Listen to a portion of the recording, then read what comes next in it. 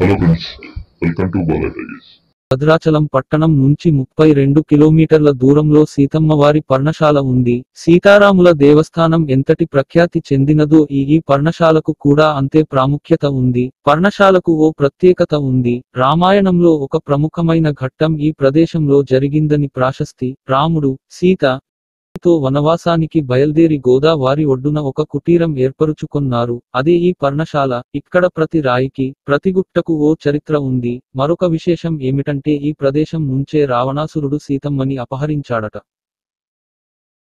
సీతారాములు ఉన్న కుటీరమే పర్ణశాల. దాదాపు వాళ్ల వనవాసంలో చాలా సమయం ఇక్కడే గడిపారని ఈ ప్రదేశ చరిత్ర చెబుతుంది. సీతమ్మ గోదావరిలో స్నానం చేసి పర్ణశాల పక్కనున్న రాధగుట్ట పై చీర ఆరేసుకుంది అని అంటారు. ఇప్పుడు ఆ చోటుని నారచీర గురుతుల స్థలం అని అంటారు. పర్ణశాలకు వెళ్లే దారిలో 1 కిలోమీటరు ముందే ఈ రాధగుట్ట ఉంది. ఇప్పుడు కూడా నాటి లక్ష్మణుడు, శూర్పణఖల మధ్య సంఘర్షణ జరిగిన ఒక చిన్న గుట్ట ఉంది.